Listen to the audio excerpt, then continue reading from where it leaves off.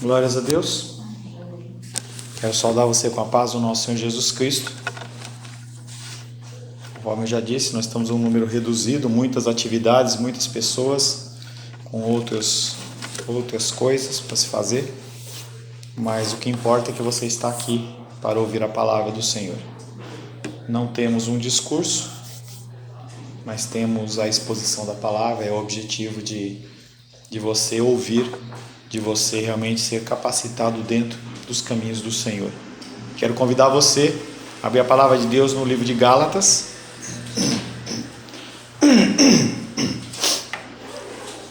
Nós vamos ler Gálatas capítulo 1, que é o motivo do nosso estudo.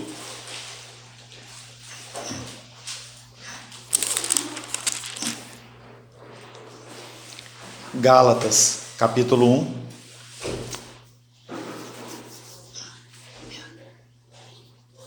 Assim diz a palavra de Deus. Paulo, apóstolo, não da parte de homens, nem por intermédio de homem algum, mas por Jesus Cristo e por Deus Pai, que o ressuscitou dentre os mortos, e todos os irmãos, meus companheiros, às igrejas da Galácia, graça a vós outros e paz da parte de Deus, nosso Pai, e do Senhor Jesus Cristo, o qual se entregou a si mesmo pelos nossos pecados para nos desarraigar deste mundo perverso, segundo a vontade do nosso Deus e Pai, a quem seja a glória pelos séculos dos séculos. Amém. Admira-me que estáis passando tão depressa daquele que vos chamou na graça de Cristo para outro evangelho, o qual não é outro senão que há alguns que vos perturbam e querem perverter o evangelho de Cristo.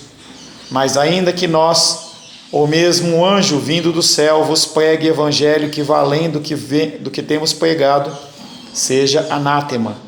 Assim como já dissemos e agora repito, se alguém vos prega evangelho que vá além daquele que recebestes, seja anátema. Porventura procuro eu agora o favor dos homens ou de Deus? Porventura procuro eu agora o favor dos homens ou de Deus? Ou procuro agradar a homens? Se agradasse ainda a homens, não seria servo de Cristo. Faço-vos, porém, saber, irmãos, que o evangelho por mim anunciado não é segundo o homem, porque eu não o recebi, nem o aprendi de homem algum, mas mediante revelação de Jesus Cristo. Porque ouvistes qual foi o meu proceder, outrora no judaísmo, como sobremaneira perseguia eu a igreja de Deus e a devastava. E na minha nação, quanto ao judaísmo, avantajava-me a muitos da minha idade, sendo extremamente zeloso nas tradições dos meus pais. Quando, porém, ao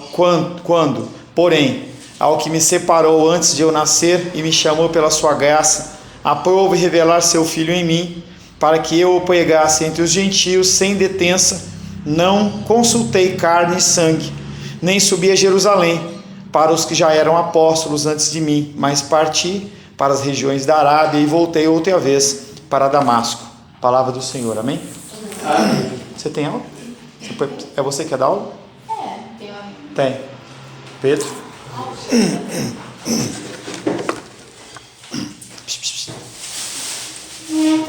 Bem com o senhor? Cadê o livro? Tem que trazer o livro, né, cara?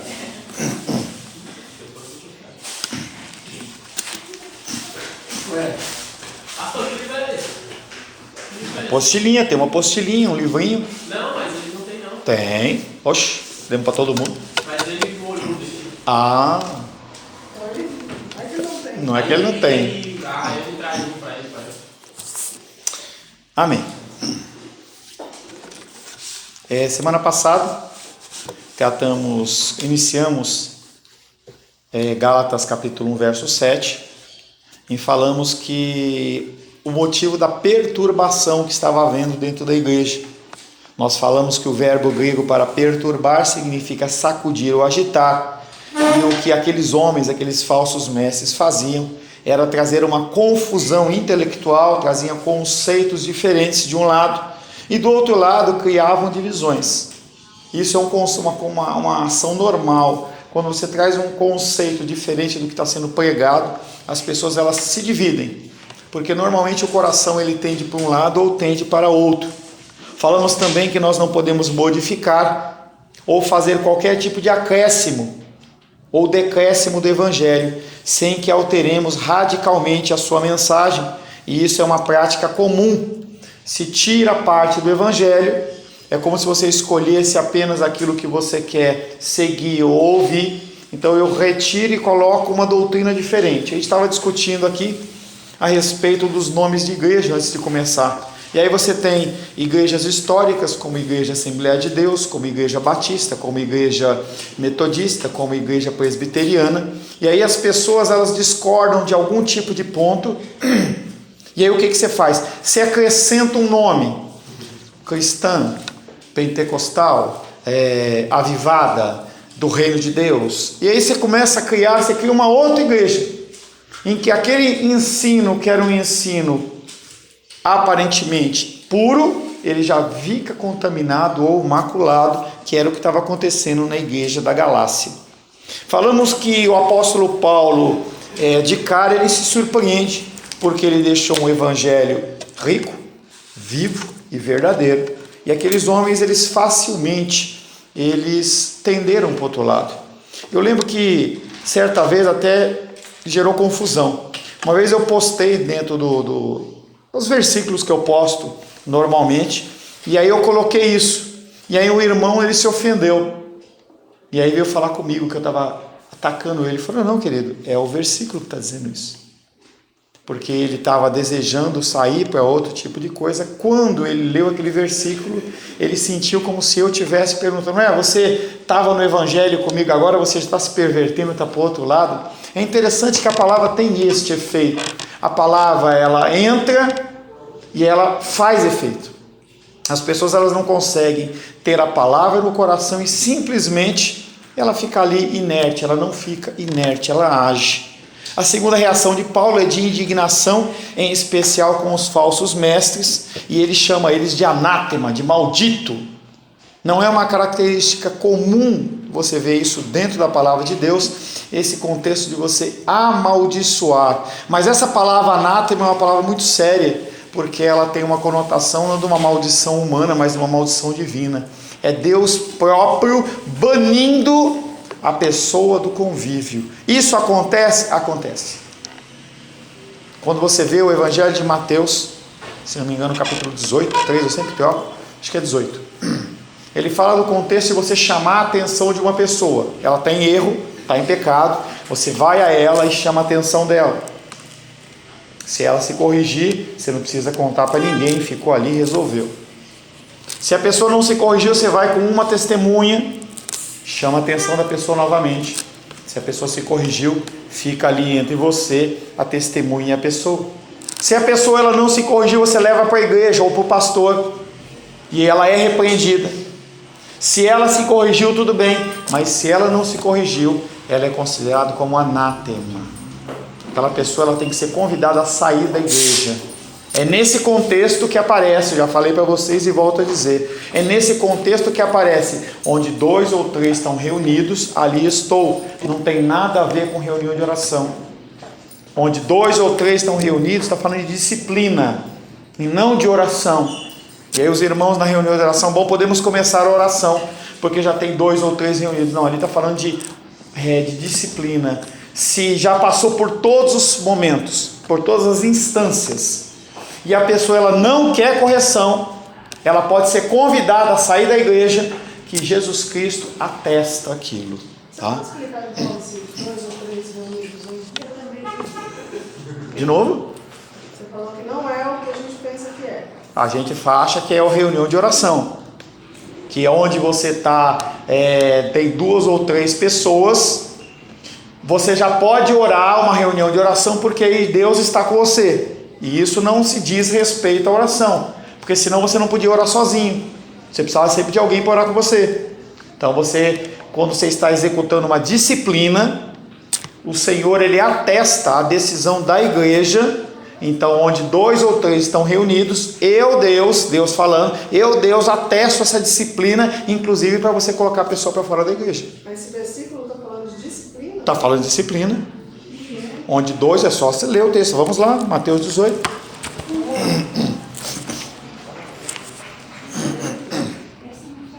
Não tem a ver com o nosso termo, mas vamos lá. Mas parece que ao senso comum já é uma oração. Mateus 18. 15.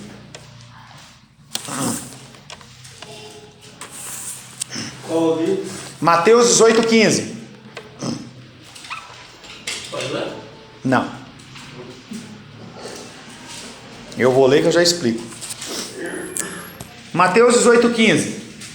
Se o teu irmão pecar contra ti, vai arguí-lo entre ti e ele só. Se ele te ouvir, ganhaste a teu irmão.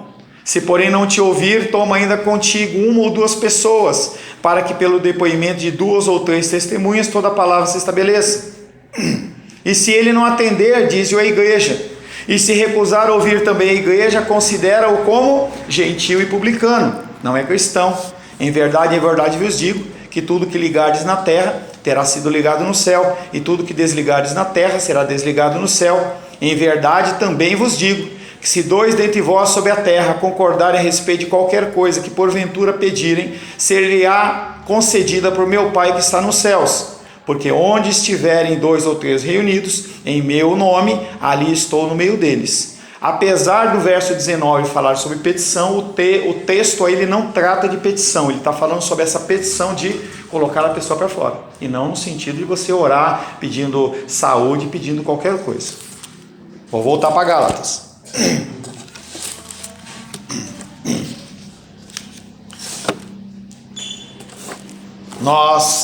A palavra anátema era usada para indicar banimento divino ou maldição de Deus. Então o mesmo texto que se fala lá em Gálatas desse anátema, desse maldito, é uma referência também a esse texto de Mateus capítulo 18.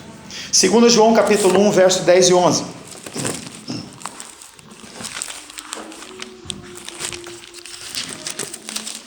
2 João, capítulo 1, só tem um, verso 10 e 11.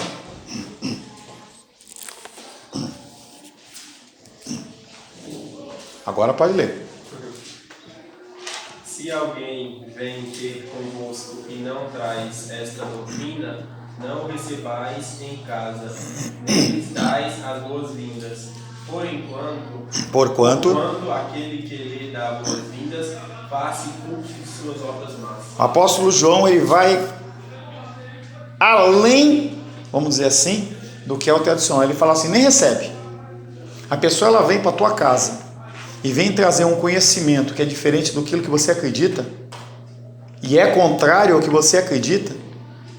Cuidado, entendendo que esse conhecimento é um conhecimento que já é alicerçado, eu chamei na semana passada de um conhecimento cimentado. Você sabe que aquilo é verdade, você tem plena convicção, o Senhor já testou no seu coração, e a pessoa está trazendo um ensinamento diferente. E na semana passada eu ainda falei o contexto do testemunho de Jeová. Ele vem trazer um evangelho misturado dentro do entendimento deles. A palavra de Deus diz, nem recebe. Nem recebe. Porque a pessoa ela vai começar a falar coisas para você, e como na igreja dos Gálatas, ele vai gerar na tua cabeça o quê? Dúvida, será que é isso mesmo? Em algo que você já acreditava. Tá? É um cuidado que nós temos que ter. Você está ouvindo uma doutrina, você sabe que ela é bíblica, Deus já atestou, e aí pessoal, agora eu vou visitar tal igreja, agora eu vou tal lugar, As pessoas elas começam a apresentar o evangelho de uma maneira um pouco mais leve, mais light, mais algodão doce, algo que o nosso coração se sente atraído, e o que acontece é que nós começamos a mudar o curso, e nós vamos tendendo, e nós vamos mudando o nosso coração. O que dizer acerca desta palavra anátema? A pessoa falou uma coisa que é amaldiçoada. Devemos esquecê-lo como se fosse apenas o resultado de uma explosão de ira? Não, a pessoa falou aquilo, mas ela não queria bem falar aquilo. Devemos rejeitá-lo como se fosse produto de um sentimento incoerente com o Espírito de Cristo e indigno do Evangelho de Cristo? Ele não sabe o que está falando, então nós vamos ouvir o que ele está falando. Devemos explicá-lo como sendo palavra de um homem que era fruto da sua época e não conhecia outra forma de expressão? Não, é o jeito do cara se expressar. Será que a gente pode ficar inventando desculpas para a pessoa vir e deturpar o evangelho perante você? A maldição do apóstolo, ou a maldição de Deus que ele invoca, é de âmbito universal. Ela repousa sobre todo e qualquer mestre que distorça a essência do evangelho e que propague tal distorção. Não há exceção. Se a pessoa ela prega algo que não é o evangelho, ela é maldita. Ela é maldita. Se Deus vai despertá-la ou não vai despertá-la. Eu, por muitas vezes, eu preguei coisas que não eram do cristianismo. Por ignorância, por desejo do meu coração. Por isso que sempre que eu vou iniciar um estudo ou uma palavra, a primeira coisa que eu faço é: Deus, não permita que eu envergonhe o teu santo nome. Não permita que eu fale coisas do meu coração. E se mesmo assim eu falar, Senhor, que o espírito de entendimento seja a vida dos meus irmãos, das minhas irmãs, para que eles não recebam aquilo que não procede do Senhor. Porque eu tenho temor em eu ensinar alguma coisa para você que é errada. Porque é o que nós falamos na semana passada. A grande maioria ouve o que é falado de um altar como verdadeiro e nem para pensar. Nem pensa, será que isso realmente é verdadeiro? Será que eu posso questionar? Será que é correto esse entendimento numa pessoa recebe? Não, você está lá na frente, é porque Deus está abençoando, e quanto maior a igreja, maior o público, maior a patente, mais a pessoa fala assim: não, eu não posso de maneira nenhuma questionar essa pessoa, mas nós temos que pelo menos questionar para nós mesmos, porque são verdades que vão dar a direção para a nossa vida. A sua maldição é deliberadamente enunciada e com uma responsabilidade consciente para com Deus. Apóstolo Paulo, ele não falou que ele era maldito simplesmente porque ele estava bravo. Ele falou porque era uma coisa que ele tinha que fazer. Também era algo que nós estávamos conversando dentro do contexto de julgamento. As pessoas, quando você repreende elas, ela fala: você não pode me julgar, porque a palavra de Deus diz que você não pode julgar. E nós já explicamos que esse julgamento, ele não pode ocorrer de uma maneira irreverente, sem você conhecer os fatos, ou com uma motivação diferente do que a palavra ensina. Nós temos a obrigação de pregar o evangelho a toda criatura, e esse pregar o evangelho também diz respeito a você olhar para a pessoa e você falar: você está errado, você está cometendo erro, você está em pecado nesse assunto. A pessoa não vai olhar para você, ela não vai querer mais assunto com você. Paciência. Falava também antes da gente começar. Essa semana eu fui lá fazer a palestra, e aí o pastor estava falando que a igreja dele tinha mais de 30 pessoas. Quando ele começou a pregar a teologia reformada, ele começou a pregar sobre pecado, 18 foram embora, está só com 12. Por quê? Porque as pessoas não querem ouvir o evangelho. Elas não querem ser confrontadas. O que elas querem é que as pessoas olhem para elas e falem: está tudo bem, você é ovelhinha de Jesus, está tudo certo. E quando as pessoas ouvem algo diferente, elas se incomodam. O apóstolo repete para mostrar aos Gálatas que não era uma declaração exagerada, excessiva, produto de um sentimento apaixonado, mas que era uma opinião calmamente formada e inalterável. E sempre que você tiver que expressar a sua opinião, não o faça em momento de ira. Porque quando nós expressamos as nossas opiniões em momento de ira, a motivação é muitas vezes você ganhar uma discussão. Uma pessoa me ligou essa semana e falou assim: pastor, eu estou irado e eu tenho que tomar uma decisão em relação a tal e tal pessoa que cometeram um delito contra mim. E eu falei: a primeira coisa que você tem que fazer é acalmar o seu coração. Depois que você acalmar o seu coração, você pode tomar qualquer medida. Os grandes falhas, grandes erros das nossas vidas foram decisões que foram tomadas em momentos de ira, em que você você está cego pela sua ira e você começa a falar sem pensar. E aí o teu coração, que guarda todo aquele sentimento, em que você luta para manter aqueles sentimentos dentro do coração, porque eles existem, você acaba exteriorizando. Pastor, posso dizer uma palavra? Pode. É que eu tenho seguido, tenho andado com vocês esse tempo, né? Eu entrei aqui para ficar, era para dar uma força. Mas tinha que eu falava assim, conta comigo, pastor. Essa palavra pesou muito sobre minha vida. Eu não achava jeito de sair, vendo que a obra ainda estava engatilhando. Eu disse, como é que eu saio? Eu disse que podia contar comigo e agora eu estou saindo. Então eu fui ficando. Fui ficando e gostei e aqui estou. Glória a Então Deus. é o seguinte, eu vou dizer o que é. Nessa caminhada, eu tenho observado que isso que o senhor acabou de falar aí é uma verdade na sua vida. Não fica inchado, nem... Não, fica tranquilo. Que isso eu tenho observado com muito cuidado. Aí eu digo, esse pastor para mim é um príncipe. Repare não, gente, é a minha maneira de Glória a dizer Deus. a coisa, é um príncipe. Porque eu tenho visto, tenho acompanhado ele, eu sei como ele saiu magoado e eu sou dessas que vou. A Marisa disse que é aquela que, a auxiliadora, sei lá, dos ofendidos. Ela disse que eu sou assim. Mas eu vim e aqui estou. E nunca vi esse pastor abrir a boca, nesses dias que eu tenho estado com ele, para dizer, eu saí de tal lugar assim, que eles fizeram isso, fizeram aquilo comigo, nunca. E a gente sabe por quê. Eu não sei até hoje por que foi, mas sei que saiu, e saiu muito sofrido, muito machucado. E eu observei que nessa machucação toda ele nunca se lamentou de nada, pelo menos para mim ouviu. Então, Para Deus, Deus ouviu muito. Minha gente, isso é disciplina para mim, tá? Você me desculpe eu estar dizendo aqui na frente dele, mas isso é disciplina.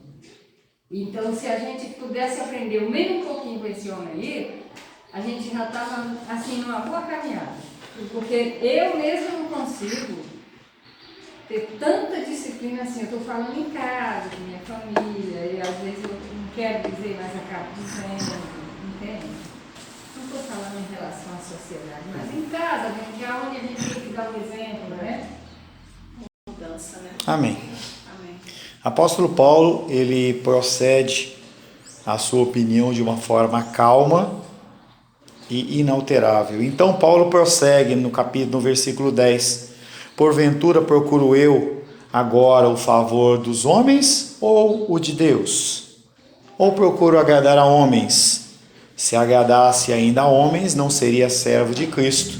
É algo que as Escrituras elas nos atestam muitas vezes. Se você quiser servir ao homem, você é inimigo de Deus.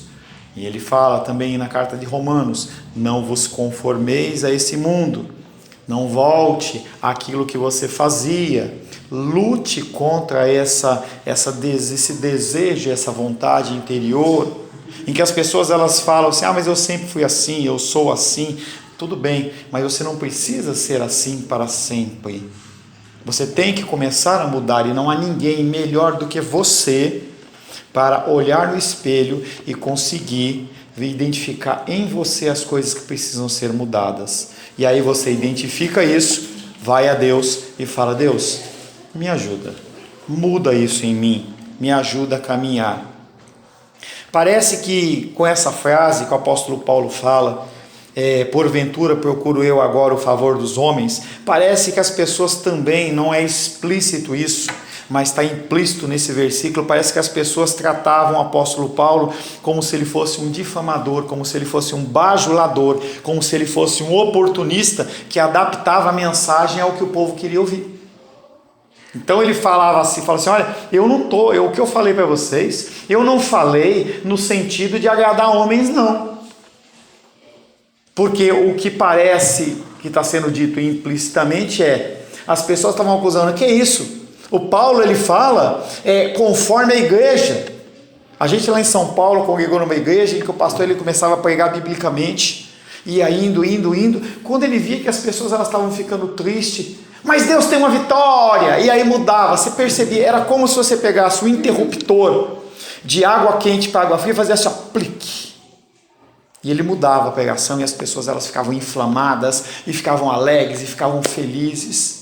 Não havia o temor de você mudar o contexto da pregação. Então o apóstolo Paulo está falando, eu não adapto a minha mensagem ao público. O que eu falo porque está nas Escrituras. Entenda que o apóstolo Paulo não nos textos sagrados, porque foram todos eles inspirados pelo Espírito Santo, mas eu tenho certeza que dentro das pregações de Paulo, ao vivo e a cores, em algumas partes ele procedeu como um homem da carne que ele também era, e ele falava coisas que não eram para ter sido faladas, mas os escritos que estão nas Escrituras, como foram inspirados todos eles, tudo que está aqui é bendito e vem de Deus. Mas será que esta condenação sem rodeio dos falsos mestres é a linguagem de um bajulador? Será que se Paulo fosse um bajulador, ele não estava tentando fazer um conchavo com essas pessoas? Para ele continuar bem? Porque a melhor coisa que tem, a coisa mais fácil que tem é você ir na onda. Eu vou na onda. Eu vou na onda e faço o que a maioria está fazendo. Nós temos um culto que vai ter na semana que vem, que é o culto do perdão, na igreja lá de onde eu fui saído, em que essa semana eu estava questionando com uma pessoa de lá a respeito da veracidade deste culto, se ele é ou se não é, devido a algumas condições particulares que eu estou observando. E aí eu falei para a pessoa, eu estou orando porque eu não estou vendo esse culto do perdão como realmente um culto de perdão, e muito mais como algo muito mais mecânico. E eu não vou participar de uma coisa dessa se isso realmente o Senhor não mudar no meu coração. Mas era muito mais fácil eu fazer o quê? Vou lá. Independente do que eu acho ou do que eu não acho, independente do que Deus dirige ou não dirige, eu simplesmente vou. E eu falo o discurso que as pessoas querem ouvir. Há um mês e pouquinho atrás, eu estava lá na igreja, lá em Palmas, na Assembleia de Deus em Palmas, e aquelas pessoas que eram da Assembleia têm uma doutrina totalmente diferente da nossa, e eu podia muito bem me adequar àquilo que eles faziam, mas eu não me adequei. Pode ser que nunca mais eu seja chamado, não sei, entendeu? Mas nós temos que entender que situações ímpares são colocadas nas nossas vidas para que nós possamos fazer a diferença, e nós temos que aproveitar essas situações de uma maneira muito sábia, porque aquilo pode gerar mudança, não em todos, mas em alguns. Paulo era, em primeiro lugar e principalmente, um servo de Jesus Cristo, e a sua ambição era agradar a Cristo e não aos homens. Entenda que isso não te dá o direito de ser grosseiro com ninguém. Não dá direito de você maltratar ninguém. Dá direito a você ser uma pessoa firme dentro daquilo que você acredita. Alterações de voz, alterações de humor, elas não são permitidas dentro da pregação da palavra. Mesmo que você encontre uma situação X e Y, como por exemplo a figura de Cristo derrubando a mesa dos cambistas, e nós já tratamos desse assunto numa pregação no culto à noite, não tenho tempo para tratar sobre isso aqui. Mas a ação de Cristo ali era motivada pelo zelo da casa do Senhor, e não porque ele estava incomodadinho. Nós temos que agir sempre com muito zelo, entendendo que a pessoa que nos ouve, ela pode ser morta ou pode ser revivida, reavivada a partir do seu discurso, dentro sempre da soberania de Deus. Nós temos que tomar muito cuidado com o nosso falar e o nosso agir. Mas por que Paulo tem uma reação tão forte e usa uma linguagem tão drástica, chamando aquelas pessoas de maldito? O primeiro é que a glória de Cristo estava em jogo. Não era do homem. Não era a doutrina de uma igreja. Não era um pensamento filosófico. Mas era a palavra de Deus. Defenda a palavra de Deus. A sua verdade. Defenda o que ela realmente diz. Tornar as obras dos homens... primeiro é que a glória de Cristo estava em jogo. Tornar as obras dos homens necessárias à salvação, ainda como um suplemento à obra de Cristo, é um desprezo para a sua obra consumada. Qualquer coisa que você acrescente à obra necessária à obra de Cristo é no mínimo uma blasfêmia. Você inventar alguma coisa a mais para que a pessoa ela possa ser cristã é uma blasfêmia. Dízimo e oferta. Se você não entregar o seu dízimo e oferta, você vai para o inferno. Mentira. Mentira. Dízimo e oferta é um sinal do reconhecimento da ação de Deus na sua vida e um sinal de obediência. Mas lá não está dizendo se aquele que crer em Cristo e for batizado e der o dízimo será salvo. Para você ser salvo, basta uma única coisa: você crer em Cristo. O que vai ter de consequência em relação a isso é uma caminhada em que o Senhor, em algum momento da sua vida, Ele vai te convencendo do teu pecado. O Espírito Santo te convence do teu pecado, da justiça e do juízo. Mas a sua ação não pode impugnar uma designação de Deus. Essa semana, os Reis mandou um versículo lá, e ela fala, Apocalipse, Deus, como é que é isso? E eu falei assim, é bem isso. É o nosso Deus soberano, mostrando que é Ele quem define as coisas e não é o homem. Sim. Então, o que algumas igrejas estão fazendo de um contrato de membro, de consta a cláusula de obrigatoriedade de pagar o dízimo, isso é um pecado, então? É um pecado. Você tem que ensinar. Toda vez que eu falo de qualquer tipo de pecado, inclusive dízimo e oferta, porque é bíblico, e se você não pratica isso, você está em pecado. Eu falo no sentido de te ensinar, mas eu não vou ficar aqui o tempo inteiro, se você não der o dízimo, a maldição. Não, é um ensino que está nas Escrituras. E toda vez que nós praticamos dízimo e oferta, eu trago o ensinamento. Se a pessoa não foi convencida pelo Espírito Santo, é com Deus, não tem nada que eu possa fazer. A minha função é ensinar, não só isso, mas os outros fatores. Tá? Dia do Senhor, é uma coisa que eu falo para vocês também. O dia do Senhor, ele é o dia do Senhor, não é seu dia. Não é dia de você decidir passar roupa, não é o dia de você decidir encher laje do teu amigo, não é dia de você fazer, não, é dia do Senhor. É um dia que você tem que separar para Ele. A única opção para você não vir à casa do Senhor é ou uma enfermidade que realmente te impossibilite, e você tem que medir muito claramente essa enfermidade na sua vida, porque muito mais, muitas vezes uma forma de você falar assim, dar uma desculpa, eu não estou me sentindo bem, eu não vou, eu estou cansado, eu trabalhei, eu estou com dor de cabeça, eu estou com tudo isso, do que realmente você ter um motivo para você não vir à casa do Senhor. É muito simples com um caso como esse de enfermidade. Se eu fosse viajar, eu iria? Se eu fosse para uma festa de aniversário, eu iria ou eu ficaria numa situação como essa? São situações que nós temos que pesar. E a segunda é misericórdia. Eu vejo que o irmão Cláudio, eu estou saindo do culto para vir para a igreja, o irmão Cláudio me liga e fala, pastor Paulo, eu sofri um acidente, eu preciso de ajuda. Me passei mal, estou aqui no hospital, venha orar por mim, eu preciso que o senhor ore por mim. São ações de misericórdia em relação ao próximo, nunca em relação a você. Essas coisas nós temos que pesar nos nossos corações. Voltando para o nosso Gálatas. Qualquer coisa que você acrescente à obra de Cristo é pecado. Não há necessidade desse monte de coisa que as pessoas criam.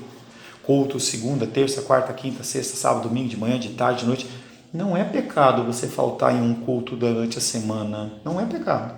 Mas o dia do Senhor é. Porque você tem que estar lá para adorá-lo. Para você estar lá para dar a honra a Ele. É o mesmo que entender que a obra de Cristo foi de certa forma insatisfatória. Quando você acrescenta coisas, é como se você falasse assim, eu preciso de algo a mais. Só a morte dele na cruz do Calvário não é suficiente. Na verdade, é o mesmo que declarar que a cruz ela não é suficiente. Gálatas 2:21.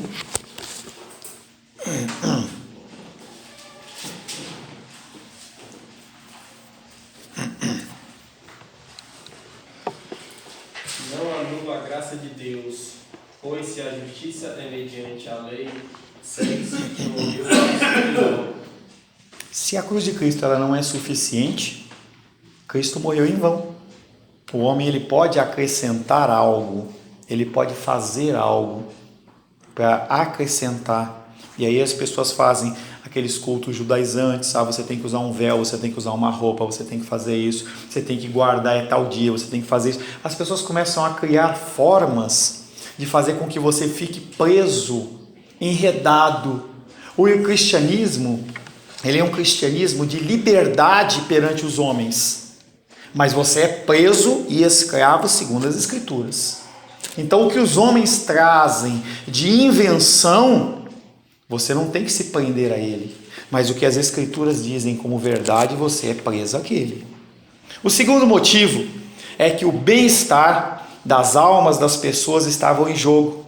Por que o apóstolo Paulo ficou tão irado? O bem-estar das almas das pessoas estava em jogo.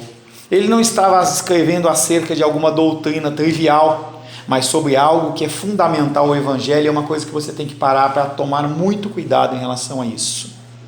Há coisas que você tem que se preocupar e há coisas que você não tem que se preocupar, tá?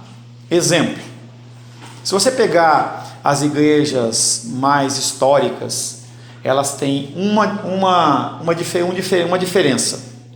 Uma delas, né? Por exemplo, batismo infantil. Se você pegar algumas igrejas presbiterianas, elas têm o batismo infantil como sua regra e fé. Você pega outras igrejas, elas não batizam, mas elas apresentam. Isso não é motivo para você falar que a pessoa não é cristã. É simplesmente um ponto de divergência. Se a pessoa ela vai ser batizada por aspersão, jogando água na cabeça, ou imergindo, é também um ponto de divergência. Outra coisa, em igrejas, há igrejas em que as mulheres não podem ser diaconisas, apenas os homens. Mas há igrejas em que não há nenhum tipo de problema. Isso é um ponto em que você não pode fazer o quê? Criar uma discussão ao ponto de você falar, essa pessoa não é cristã. Então nós temos que nos preocupar com coisas que realmente são importantes. Jesus Cristo é Deus. É um ponto que é inegociável. A Santíssima Trindade, inegociável. A crença em Cristo, inegociável. A salvação pela graça de Deus, inegociável. O que o apóstolo Paulo está falando aqui é, o que aqueles gálatas estavam confundidos era algo que era fundamental. Estava querendo se acrescentar o quê? Alguma coisa necessária à obra de Cristo. E isto não é possível de existir. Eles não estavam falando daqueles que simplesmente têm falsos pontos de vista, mas daqueles que os ensinam e que desencaminham outros com seus ensinamentos. Paulo se importava profundamente com a alma humana. Romanos 9:3.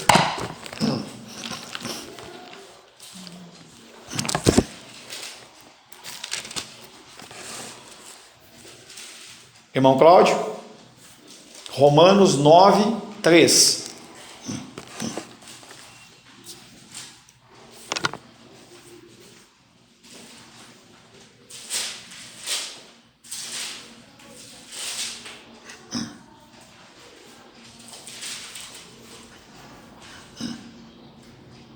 Tenho grande tristeza e continuando. Não. Romanos 9, versículo 3. Versículo 3. 3. Porque eu mesmo poderia desejar ser separado de Cristo por amor de meus irmãos, que são meus parentes sagrados, segundo a carne.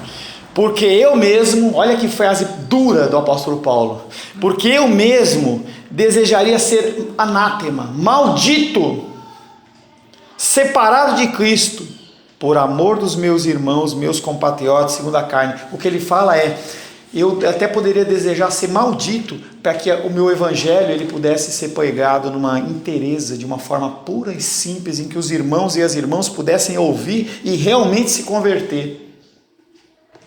Forte. Ele se preocupa tanto com a vida das pessoas que ele estava disposto a se afastar de Cristo para que os outros se convertessem.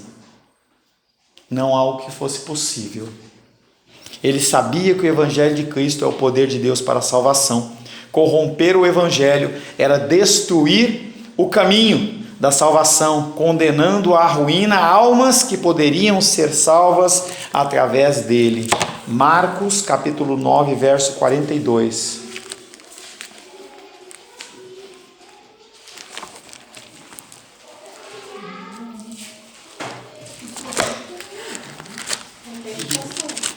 Evangelho de Marcos, capítulo 9, verso 42. Diene?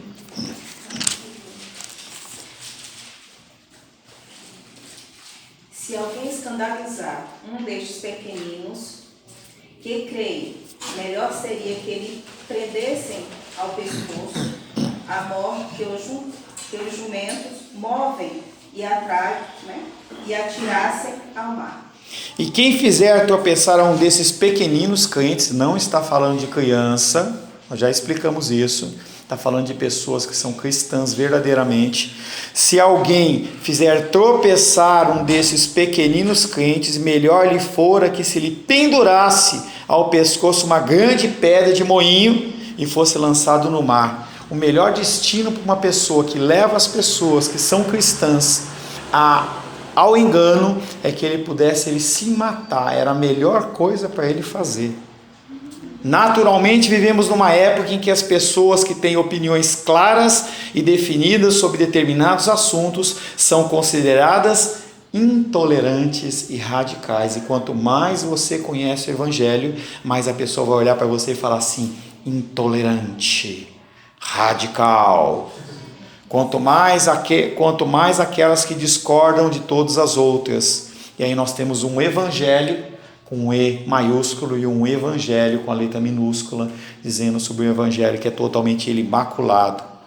O desejo de que os falsos mestres realmente caiam sob a maldição de Deus e sejam tratados como tais pela igreja é uma ideia inconcebível para muitos. Você olhar para um membro e falar assim: você não é mais bem-vindo aqui na igreja, o que você traz é confusão. Mas a palavra de Deus diz que isso existe. Mas eu me atrevo a dizer que se nós nos importássemos mais com a glória de Cristo e com o bem da alma humana, também não seríamos capazes de suportar a corrupção do evangelho da graça. Aquilo que você falou. Você entra na igreja, a pessoa está falando algo que parece que arranha o ouvido, te traz mal-estar, porque você sabe que o que está sendo falado é contrário ao que Deus ensina. E as pessoas estão dando risada, estão achando muito legal. Hoje, a grande moda é se fazer piada com o Evangelho. As pessoas elas fazem piada. O Ali estava compartilhando comigo, estava na casa de algumas pessoas, as pessoas começaram a fazer piadinhas do Evangelho. Pega o versículo, tira do contexto e faz uma piadinha. Que blasfêmia. Entra no coração da gente arranhando, é como se fosse, é o que o apóstolo Paulo olha na igreja de Gálatas e vê assim: o que aqueles homens estão fazendo é pervertendo o verdadeiro evangelho. Senhor, em nome de Jesus, muitas vezes nos encontramos como os Gálatas da igreja da Galácia. Muitas vezes, Pai, nós permitimos que outro evangelho seja pregado, em que a verdade do Senhor, a verdade que existe eternamente, seja pervertida, seja acrescentada, seja diminuída. E nós, Pai querido, com isso nós permitimos que o Evangelho seja pervertido e muitas vezes, numa atitude covarde, nós, sabendo a verdade, não nos posicionamos para que as pessoas não nos tratem como radicais, Pai. Que nós possamos, Pai, como o apóstolo Paulo, nos indignarmos de uma maneira bíblica, com a motivação correta, e nós possamos ser arautos do Evangelho, que nós possamos ser pessoas, Pai querido, que levam as Escrituras sagradas, verdadeiras, àqueles que estão no engano, Pai. Sabemos que nós, por nós mesmos, não conseguimos. Confiamos no Teu Espírito Santo, que habita no nosso coração, Pai, em nome de Jesus. Amém. Graças a Deus.